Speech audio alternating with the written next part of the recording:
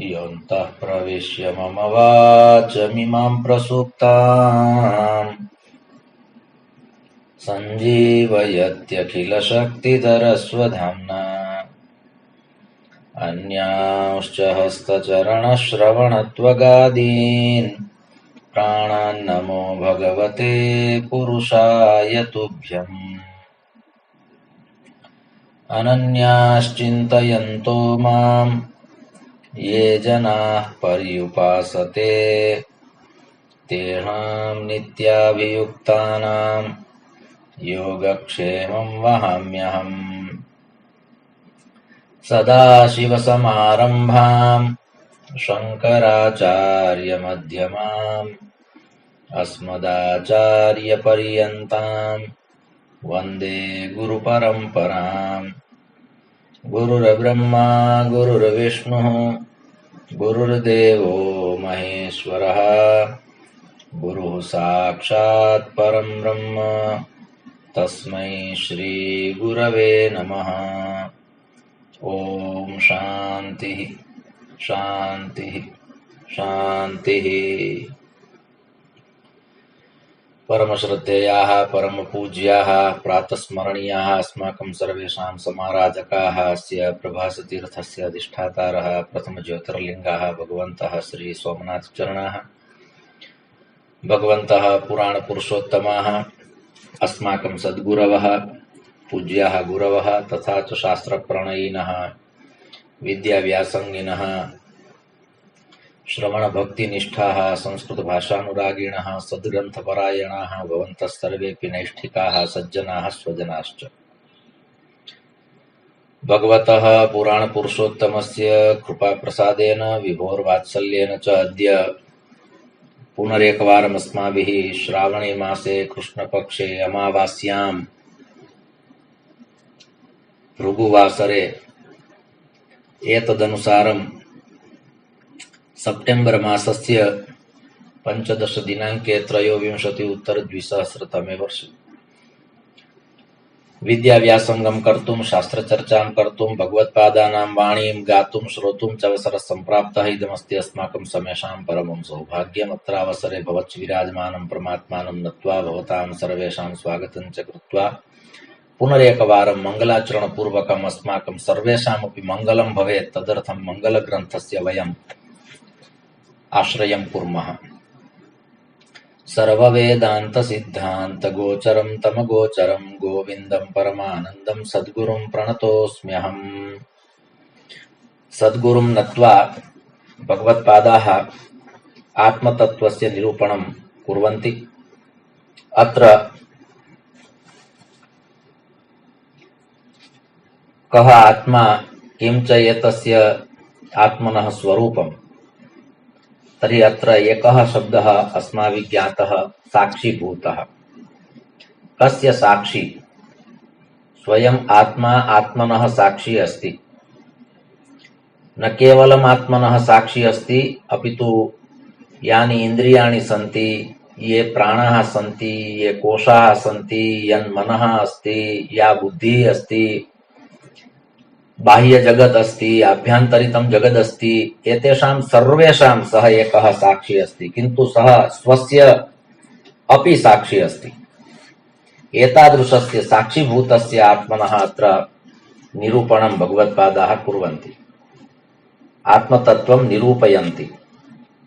असौ स्वसाक्षिको भावो यतः स्वेनानुभूयते अतः परं स्वयं साक्षात् प्रत्यगात्मा न चेतरः।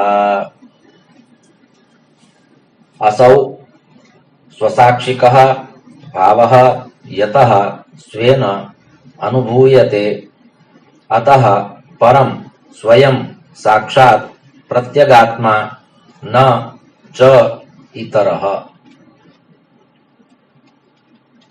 इति पदच्छेदः अत्र स्पष्टमुक्तं भगवत्पादैः। असौ इति सर्वनाम संज्ञकः शब्दः अस्ति अदस्। तस्य पुल्लिङ्गरूपस्य प्रथम एकवचनं भवति असौ।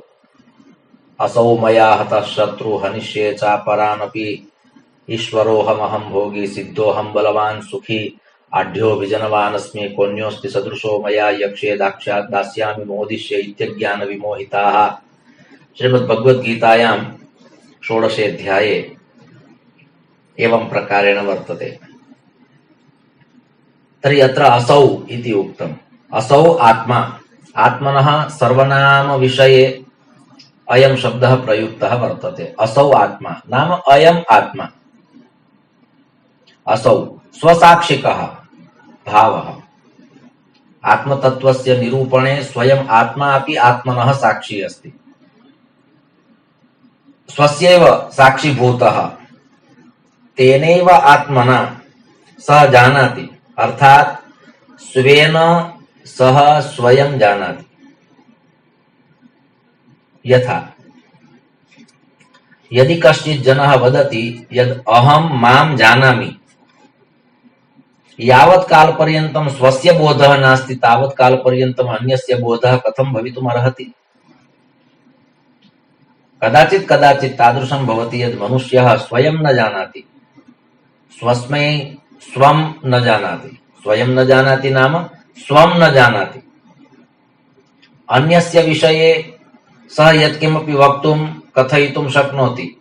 अन्यस्य परिचय प्रदानावसरे सः सर्वं वदति, किन्तु यदा स्वस्य परिचयः देयः भवति, यद् कोऽहं, कीदृशोऽहं, कुत्र गच्छामि, क्व वसामि, एवं प्रकारेण स्वस्वरूपानुसन्धान विषये यदा वक्तव्यं भवति चेत् कदाचित् सः तूष्णीं भवति। अतः अत्र भगवत्पादाः कथयन्ति स्वेनैव स्वं जानाति। मां ज्ञातुम् अन्यः कश्चित् नास्ति, अहमेवास्मि। अहमेवास्मि। तर्हि यः मनुष्यः स्वयं स्वं जानाति चेद् एव तस्य साक्षीभूतस्य आत्मनः ज्ञानमस्ति इति वक्तुं शक्यते। अयम् आत्मा एव साक्षात् ब्रह्म अस्ति। अयम् आत्मा एव साक्षात् ब्रह्म अस्ति इति कृत्वा अत्र निरूपयन्ति भगवत्पादाः। अन्यः कश्चित् नास्ति, धाम्ना स्वेन, अत्र स्वेन इति उक्तं वर्तते। सदा निरस्तकुहकं सत्यं परं धीमहि इति भागवते प्रथमस्कन्धे प्रथमे अध्याये प्रथमे श्लोके उक्तमस्ति। स्वेन धाम्ना, स्वनिज प्रकाशेन, निज ज्ञानेन, निज बोधेन एव जानाति। मम परिचयः अन्यः कश्चित् ददाति, किन्तु स च मम परिचयः आभ्यन्तरितः परिचयः नास्ति। बाह्यजगतः संसारस्य, समाजस्य, कुटुम्बस्य, परिवारस्य परिचयः अस्ति, किन्तु यद् मम निजस्वरूपम् अस्ति, यद् मम आत्मस्वरूपम् अस्ति, तस्य स्वरूपस्य ज्ञानं तु मयि एव वर्तते, मम एव वर्तते। तद्वत् सर्वेषाम्, अत्र मम वर्तते नाम सर्वेपि जनाः तादृशाः सन्ति। तस्य कौटुम्बिकः कश्चित् परिचयः भवति, सामाजिकः कश्चित् परिचयः भवति, किन्तु स च परिचयः मूलपरिचयः नास्ति। तर्हि मूलपरिचयः कः दातुं शक्नोति, कः मूलपरिचयं दातुं शक्नोति। तर्हि स्वयं मनुष्यः स्वपरिचय विषये एव चिन्तयेत्, तेनैव विचारः कर्तव्यः यद् मम परिचयः कः, वास्तविकः परिचयः कः, मम स्वरूपं किम्। एतस्मिन् सन्दर्भे उक्तं वर्तते स्वस्वरूपानुसन्धानम्। अहंकारादि देहान्तान् बीजान् अज्ञान संभवान् स्वस्वरूपानुसन्धानं मोक्तुम् इच्छा मुमुक्षुता। एतादृशः एकः श्लोकः वर्तते। विवेकचूडामणि ग्रन्थस्य एतस्य ग्रन्थस्य टीकायाम् अयं श्लोकः निर्दिष्टः। कदा स्वस्वरूपानुसन्धानं भवति? त्रीणि सोपानानि प्रदत्तानि। त्रीणि सोपानानि। प्रथमं सोपानमस्ति अहंकारादि देहान्तान् बीजान् अज्ञान संभवान्। अहंकारः नष्टः भवति। अहंकारः नष्टः भवति। बहु दीर्घः कंटकः अस्ति अहंकारः। यावद् अहंकारस्य नाशः न भवति तावत् किमपि भवितुं नार्हति आभ्यन्तरजगति। बाह्यजगति तु अहंकारेण बहु बहु भवति। रावणस्य मुकुटभूषणः आसीत् अहङ्कारः, तेन अहङ्कारेण सर्वम् अर्जितम्, किन्तु आभ्यन्तर जगति यद् उपार्जनं कर्तव्यमस्ति तद् उपार्जनं तावत् कालपर्यन्तं न भवति यावत् कालपर्यन्तम् अहङ्कारः जीवति।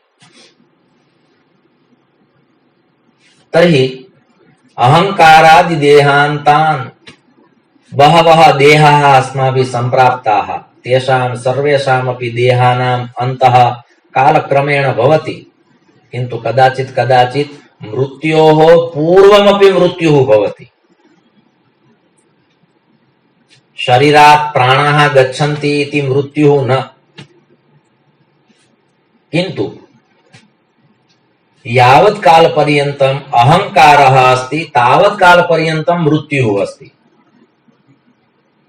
मृत्युः नाम पुनः शरीर प्राप्ति, पुनः मृत्युः, पुनः शरीर प्राप्ति, पुनः मृत्युः।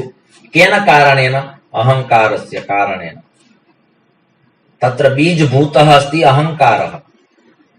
अहङ्कारः नष्टः न भवति तावत् कालपर्यन्तं मृत्युः न भवति। अस्माभिः विचार्यते यद् मृत्युः तु एकवारमेव भवति, एकवारं न भवति। यावत् कालपर्यन्तम् अहङ्कारः जीवति तावत् कालपर्यन्तं वारं वारं मृत्युः भवति। अतः अत्र उक्तं वर्तते अहङ्कारादिदेहान्तान् बहवः देहाः सम्प्राप्ताः पुनश्च तेषां देहानाम् अन्तोऽपि जातः। किन्तु मरणावसरे यदि अहङ्कारस्य बीजं तत्र अंकुरितं पुनः भवति चेत् नूतन शरीरस्य प्राप्तिः, तत्र कारणमस्ति अहङ्कारः एकम्। द्वितीयं कारणमस्ति अविद्या, अज्ञानं। बीजान् अज्ञानसम्भवान् इति उक्तं वर्तते। अज्ञानवशात् भवति। ज्ञानस्य आरोपणं कर्तव्यं नास्ति। सद्ग्रन्थानाम् अध्ययनेन अस्माभिः ज्ञानप्राप्तिः कर्तव्या इति नास्ति। एतस्य शास्त्रश्रवणस्य प्रयोजनं किं? ज्ञानप्राप्तिः।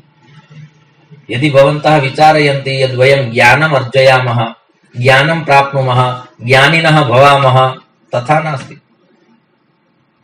महापुरुषाः कथयन्ति, शास्त्राणि कथयन्ति यद् मनुष्यः यदा मानवरूपेण शरीरं प्राप्य भूतले आगच्छति तस्मिन् समये तस्य हृदि सर्वमपि निखिलं ज्ञानं वर्तते। ज्ञानं तु अस्ति आभ्यन्तर जगति। ज्ञानाधिकरणम् आत्मा, आत्मा अस्ति चेत् ज्ञानमस्ति। न केवलं मनुष्यः ज्ञानी अस्ति अपितु सर्वेपि जीवाः ज्ञानिनः सन्ति इति कृत्वा मार्कण्डेय पुराणे उक्तं वर्तते ज्ञानमस्ति समस्तस्य जन्तोर्विषय गोचरे। सर्वेपि जन्तवः, अत्र जन्तवः नाम जीवाः, सर्वेपि जीवाः तादृशाः सन्ति येषु जीवेषु ज्ञानं वर्तते। किन्तु ज्ञानस्य प्रकारः भिन्नः अस्ति। एका पिपीलिका अस्ति, किन्तु सा पिपीलिका अपि ज्ञानपूर्णा अस्ति। कीदृशं ज्ञानं? तर्हि शर्कराखण्डः कुत्र अस्ति, इष्टपदार्थः वा मिष्टान्नं कुत्र अस्ति, तद् अन्विष्य सा पिपीलिका पुनः तत् स्थानं प्राप्नोति यत्र शर्कराखण्डः अस्ति वा शर्करा अस्ति वा मिष्टान्नम् अस्ति। न कोऽपि निमन्त्रणं प्रेषयति पिपीलिकायै यत् अत्र शर्करा अस्ति इति कृत्वा यदि बुभुक्षा अस्ति चेत् गम्यतां, तत्र गच्छतु, भोजनं प्राप्स्यसि त्वं। तथा नास्ति। सर्वेपि जीवाः संसारे परिभ्रमन्ति। कुत्र जलपानं लभ्यते तदर्थं ते जीवाः तत्र गच्छन्ति, एवं च स्वपिपासां सन्तोषयन्ति। भोजनं कुत्र अस्ति, कुक्कुरः अपि जानाति यत् कुत्र भोजनं लभ्यते, तत्र गच्छति। ज्ञानमस्ति सर्वेषु जीवेषु, किन्तु अहङ्कारः केन प्रकारेण नष्टः भवति, अविद्यायाः नाशः केन प्रकारेण भवति, एवं च ज्ञानं तु अस्ति एव, तस्य जागरणं कया रीत्या भवति, एवं च पुनः अविद्यायाः निवारणं कया रीत्या भवति।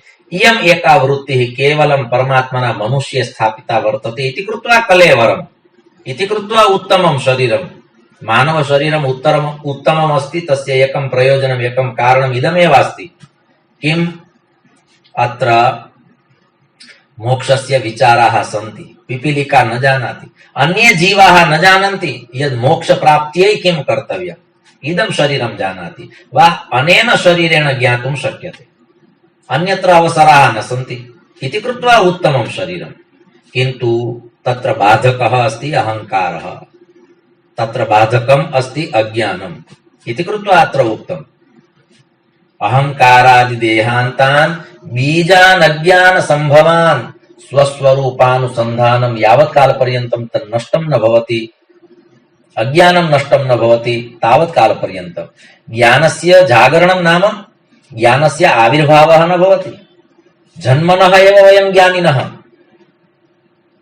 आश्चर्यं भविष्यति, उपनिषत्सु तथा उक्तं वर्तते यत् प्रायः अस्माकं ज्ञानं मातुः गर्भे वयं ज्ञानिनः भवामः, किन्तु यदा गर्भात् अस्माकम् अवतरणं भवति, आगमनं भवति, पश्चात् सर्वं विस्मर्यते। अज्ञानस्य आरोपणम् अधिकमात्रायां ततः भवति, मायां प्रविशति, पश्चात् सर्वं विस्मरति। ज्ञानं तु अस्ति एव। वेदाः अपि कथयन्ति यस्मिन् रेचः सामजो मुखे यस्मिन् प्रतिष्ठिता रथना भाविवाराः। यस्मिन् रेचः नाम ऋग्वेदः, यजुर्वेदः, सामवेदः, सर्वेपि वेदाः यस्मिन् स्थिताः सन्ति, किन्तु सत्संकल्पेन कृपाप्रसादेन साधनया उपासनया ज्ञानेन पुनः एतत् सर्वं प्रस्फुरितं भवति। ज्ञानं तादृशः विषयः अस्ति यत् बाह्यजगति वा बाह्यजगतः तद् ज्ञानम् आभ्यन्तरजगत् न प्रविशति। ज्ञानम् आभ्यन्तरजगति अस्त्येव, किन्तु अज्ञानस्य आवरणम् अस्ति इति कृत्वा वयं ज्ञानं द्रष्टुं ज्ञातुं अनुभवितुं न शक्नुमः। यथा आकाशे सूर्यः अस्ति, किन्तु यदि मध्ये कश्चित् मेघः आगच्छति चेत् सूर्यस्य दर्शनं न भवति। तद्वद् अज्ञानस्य आवरणम् अस्ति इति कृत्वा ज्ञानस्य सूर्योदयः अस्माभिः नावलोक्यते, नानुभूयते। किन्तु एकवारं वायुना, यथा वायुना मेघः सूर्यात् व्यपगच्छति, पश्चात् वयं ज्ञातुं प्रभवामः यदिदानीम् अत्र सूर्यः अस्ति। पूर्वमपि सूर्यः तत्रैव आसीत्, किन्तु मध्ये मेघः आसीत् इति कृत्वा अस्माभिः न ज्ञातं यदत्र सूर्यः अस्ति। तद्वत् ज्ञानं तु अन्तः आसीदेव, किन्तु अज्ञानस्य आवरणम् आगतम् इति कृत्वा वयं न जानीमः यदिदं ज्ञानम् अत्रैव निहितं वर्तते। स्वस्वरूपानुसन्धानम् मोक्षमार्गस्य प्रथमं सोपानमस्ति अहङ्कारस्य नाशः, द्वितीयं सोपानमस्ति अविद्यानिवारणम्, तृतीयं सोपानमस्ति स्वस्वरूपानुसन्धानम्, पश्चात् भवति मोक्तुम् इच्छा मुमुक्षुता इति पश्चात् आगच्छति। यथा विविधाः मार्गाः भवन्ति, विविधाः मार्गाः, केचन मार्गाः तादृशाः भवन्ति यत्र कण्टकाः बहवः सन्ति, पाषाणाः बहवः सन्ति, एवञ्च उचितः मार्गः नास्ति। चलित्वा गम्यते चेदपि कष्टं भवति, यानं गृहीत्वा गम्यते चेदपि कष्टं भवति। सरलः मार्गः नास्ति, तरलः मार्गः नास्ति इति कृत्वा वयं कष्टम् अनुभवामः। तर्हि अहङ्कारः, अज्ञानम् एतत् सर्वं कण्टकपूर्णमार्गरूपेण निहितमस्ति। किन्तु ततः अग्रे एकः मार्गः आगच्छति, स्वस्वरूपानुसन्धानम्। यत्र वयं निवसामः तत्रापि एकः मार्गः तादृशः अस्ति, तत्र सरलतया बहवः जनाः यानं गृहीत्वा आगच्छन्ति गच्छन्ति, किन्तु तथापि मार्गः किञ्चित् सरलः।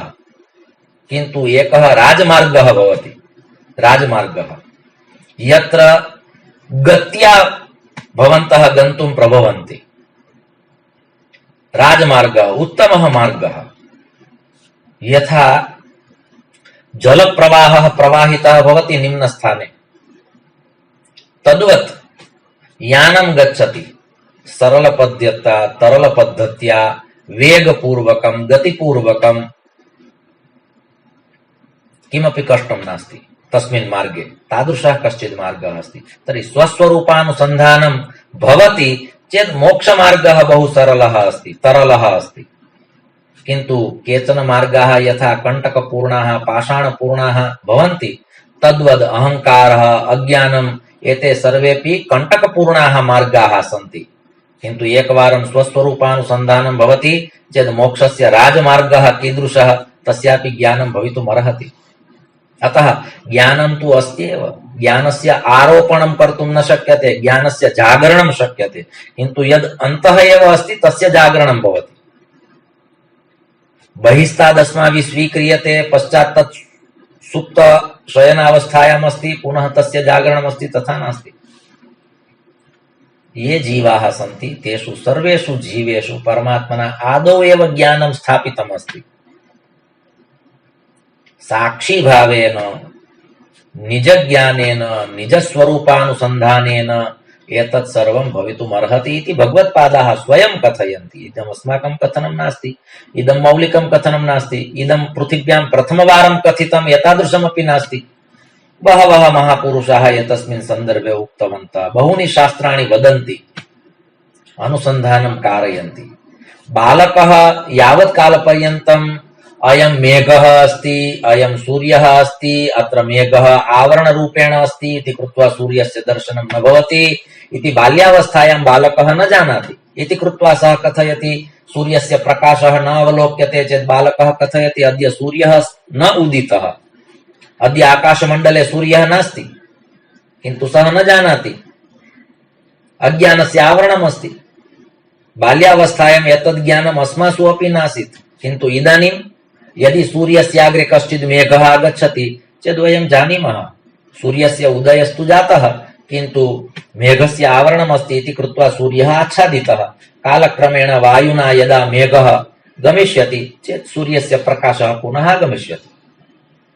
इदं ज्ञानम् इदानीम् अस्माकं सर्वेषु वर्तते। बाल्यावस्थायाम् इदं ज्ञानं नासीत्। तद्वत् आत्मज्ञानविषये स्वस्वरूपानुसन्धानविषये अपि एतस्मिन् क्षेत्रे वयं सर्वेपि बालकाः इति कृत्वा अज्ञानस्य आवरणमासीत् वा अज्ञानस्य आवरणम् अस्ति, एवं च मम ज्ञानम् आच्छादितम् अस्ति इति ज्ञानं नास्ति इति कृत्वा वयं विचारयामः यदहं ज्ञानं प्राप्य ज्ञानी भविष्यामि, अज्ञानस्य निवृत्तिः भविष्यति, पश्चादात्मज्ञानं भविष्यति। तथा नास्ति। बाल्यावस्थायां तस्मिन् विषये ज्ञानम् आसीत्, इदानीम् अस्याम् अवस्थायाम् एतस्मिन् विषये ज्ञानम् अस्ति। अतः कारणभूतं तत्त्वं तु अज्ञानम् अस्ति। ज्ञानस्य प्राप्तिः न कर्तव्या अस्ति, अज्ञानस्य निवृत्तिः कर्तव्या अस्ति। जनाः विचारयन्ति ज्ञानस्य उदयः भवति चेत् अज्ञानस्य अन्धकारः स्वतः एव नष्टः भवति। तथा नास्ति। किन्तु अत्र कारणभूतं तत्त्वं तु एकमेव वर्तते। यदि गुरुमुखी विद्या भवति, गुरुमुखी विद्या, एकः रोगी अस्ति, रोगी सावधानेन श्रोतव्यम्। रोगी अस्ति नाम यदा मातुः गर्भात् अस्माभिः जन्म प्राप्तं तदानीम् अस्माकं स्थितिः कीदृशी आसीत्? निरोगी अवस्था आसीत्, तत्र निरामयत्वम् आसीत्। अतः अस्माकं यद् वास्तविकं स्वरूपम् अस्ति तत्तु निरामय स्वरूपम् अस्ति, तत्र रोगः नासीत्। पश्चात् कालक्रमेण यथा यथा वृद्धिः भवति तथा तथा अग्रे गत्वा कदाचित् रोगः शरीरं प्रविशति। तर्हि वयं किं कुर्मः? यदा रोगः प्रविशति किं कुर्मः? रुग्णालयं गच्छामः, औषधालयं गच्छामः। तत्र कश्चित् समर्थः वैद्यः भवति, सः औषधिं ददाति। यदि औषधि अस्माभिः स्वीक्रियते, औषधं स्वीकृत्य यथा निर्देशः कृतः अस्ति तदनुगुणम् औषधं स्वीक्रियते चेत् रोगनिवारणं भवति, रोगनिवारणं भवति। अस्माकं वास्तविकं स्वरूपमासीत् निरामयत्वं, किन्तु कालक्रमेण रोगः आगतः। तस्मिन् समये अस्माभिः सर्वैः ज्ञातम्, अस्माकं सर्वेषाम् अनुभवः यदस्माभिः वैद्याः स्वीकर्तव्याः, पुनश्च उपायं कृत्वा औषधं स्वीकृत्य रोगनिवारणं कर्तुं शक्यते। एतस्मिन् मार्गे अपि, नाम यस्मिन् मार्गे वयं स्मः तस्मिन् मार्गे अपि तथैव अस्ति। अस्माकं वास्तविकं स्वरूपं रोगरहितम् अस्ति, किन्तु कालक्रमेण यथा यथा अस्माकं वृद्धिः भवति पश्चात् एतस्मिन् शरीरे रोगः प्रविशति। स च रोगः अस्ति भवरोगः। संसारः एकः रोगः अस्ति, सः रोगः प्रविशति। तर्हि तस्मिन् समये यथा शरीरे रोगः प्रविष्टः, तस्मिन् समये यथा अस्माभिः वैद्यस्य आश्रयः कृतः, तद्वत् भवरोगस्य यदा प्रवेशः भवति चेत् एतस्य मार्गस्य वैद्यः अस्ति गुरुः। तत्र गत्वा औषधं स्वीकृत्य औषधपानं कृत्वा रोगनिवारणं कृत्वा पुनः स्वस्थता प्राप्तव्या अस्ति, अन्यत् किमपि नास्ति। गुरुः अपि एकः वैद्यः अस्ति, सः औषधं ददाति, एवं च रोगस्य निवारणं करोति। रोगस्य निवारणं करोति नाम अज्ञानं नाशयति, ज्ञानं जागरयति इति न, ज्ञानं तु जागृतमेव अस्ति। तद्वत् निरामयत्वं तु अस्माकं स्वरूपमेव आसीत्, एवं च तद्वत् आत्मस्वरूपं तु अस्माकं स्वरूपमेव अस्ति, किन्तु मध्ये भवरोगः आगतः इति कृत्वा रोगग्रस्तः किमपि कर्तुं नेच्छति, पीडितः अस्ति इति कृत्वा तस्य प्रवृत्तिः यादृशी प्रवृत्तिः निरामयजनस्य अस्ति, रोगरहितस्य जनस्य अस्ति, तादृशी प्रवृत्तिः रोगग्रस्तस्य न भवति। सः स्वपितः सुप्तः भवति, एवमेव स्थितः भवति, कर्मणि प्रवृत्तः न भवति। तद्वत् वैद्याश्रयं कृत्वा यथा रोगनिवारणं भवति तद्वत् गुरोः आश्रयं कृत्वा भवरोगनिवारणं भवति। पश्चात् ज्ञानस्य आत्मनः यद् वास्तविकं स्वरूपमस्ति तत्स्वरूपं तु तत्रैव स्थितमस्ति, अस्माभिः अन्विष्य तत्स्वरूपं प्राप्तव्यमस्ति इति न। एवं प्रकारेण अस्माभिः एतस्मिन् विषये विचारः कर्तव्यः वर्तते। एतस्मिन् विषये नाम पुनरेकवारं कथयामि, वयं ज्ञानं न अर्जयामः, ज्ञानप्राप्तिः बाह्यजगतः न भवति, ज्ञानप्राप्तिस्तु आभ्यन्तरजगति आत्मनि सदैवास्ति, अनादिकालादस्ति। वयं सर्वेपि ज्ञानिनः, किन्तु अज्ञानस्य यद् आवरणम् आगच्छति तद् आवरणं निवर्तयितुम् एते सर्वेपि प्रयासाः सन्ति। यद् अज्ञानस्य निवृत्तिः भवेत्, अविद्यायाः नाशः भवेत्, कारणशरीरं नष्टं भवेत् चेत् मोक्षलाभः सन्मुखे एव वर्तते। तदर्थं परिभ्रमणं नास्ति, अटनं नास्ति, स्वतः सिद्धमस्ति इदं ज्ञानम्। अतः महत्वपूर्ण अयं श्लोकः, भावो यतः स्वेनानुभूयते, स्वेन एव अनुभूयते। अत्र स्वयं प्रमाणम्, अहम आत्मज्ञानी अस्मि नास्मि, अहम आत्मज्ञानी भविष्यामि भविष्यसि, किन्तु तस्य उत्तरं कः दातुं शक्नोति? एकः सद्गुरुः उत्तरं दातुं शक्नोति। एवं च द्वितीयः, भवान् स्वयं तत्र प्रमाणं स्वेनानुभूयते। यदि मनुष्यः स्वयं न अनुभवति चेत् अन्यः कश्चित् अनुभवं कारयितुं न शक्नोति। तदर्थं स्वनिष्ठा परमावश्यकी। एतदर्थम् एकः शब्दः प्रयुक्तः वर्तते, आत्मकृपा। आत्मकृपा नाम मम कृपा ममोपरि इति आत्मकृपा। मम कृपा ममोपरि इति आत्मकृपा। यदि अहं स्वयं मयि कृपां न करोमि चेत् किम्? अन्ये सर्वेपि भवतु, ये कृपालवः सन्ति ते सर्वेपि कृपां कुर्वन्ति, किन्तु एका कृपा निजकृपा अपि भवति। मम प्रसादः मयि, मम प्रसन्नता मयि, अहं मयि कृपां करोमि, एतादृशं वाक्यं लिखित्वा स्थापनीयम्, समये समये वक्तव्यम्। यथा वैद्यः कथयति, प्रातः एका गुटिका स्वीकर्तव्या, इदम् औषधं स्वीकर्तव्यं, मध्याह्ने भुक्त्वा पुनः औषधं स्वीकर्तव्यं, रात्रौ शयनात् प्राक् भोजनानन्तरं पुनश्च तद्वत् एकं वाक्यम् इदं लिखित्वा स्थापनीयम्, अहं मयि कृपां करोमि, एतद् वाक्यं लिखित्वा स्थापनीयं, पुनः समये समये पठनीयम्। अस्माकमपि कृपा अस्मासु भवतु। तदर्थं शब्दप्रयोगः कृतः वर्तते, आत्मकृपा, आत्मनिष्ठा। एतत् सर्वम् अस्ति चेदेव इदं भवितुमर्हति, नान्यथा न। अतः स्वेनानुभूयते। यदि मनुष्यः स्वयं नानुभूतिं करोति चेत् अनुभूतिं कारयितुं कश्चिदपि नास्ति। अनुभवं कर्तुं संसारः वर्तते, अनुभवान् कर्तुं जगत् अस्ति, किन्तु अनुभूतिं कर्तुं वयमेव भवामः। स्वयं एकः सः स्वयमेव अस्ति, अन्यस्य कस्यचित् तत्र दायित्वं नास्ति। अतः स्वेनानुभूयते, अतः परं स्वयं साक्षात् प्रत्यगात्मा न चेतरः। एकम् आत्मतत्त्वं तादृशमस्ति यद् आत्मतत्त्वं परमात्मना सर्वेषु जीवेषु समानरूपेणैव स्थापितं वर्तते। सर्वेषाम् आत्मा समोहं सर्वभूतेषु इति भगवता भगवद्गीतायां प्रोक्तं वर्तते। समोहं सर्वभूतेषु, सर्वभूतेषु अहं समानरूपेण अस्मि इति परमात्मा कथयति। किन्तु इदमेव आत्मज्ञानम् अस्ति। यथा मयि आत्मा अस्ति तद्वत् एव आत्मा सर्वेषु वर्तते, किन्तु एतद् ज्ञानं कदा भवति? यदा साक्षीभावः पुष्टः भवति। अत्र तस्य चर्चा वर्तते। अस्माभिः अन्तिमः श्लोकः नाम यः गतदिवसे अस्माभिः यः श्लोकः श्रुतः तत्र शब्दः आसीत् साक्षी, तत्साक्षिकम्, तत्र साक्षी शब्दः आसीत्। अत्र उक्तमस्ति स्वेन एव अनुभूयते, स्वसाक्षिकः, अहम् एव मम साक्षी।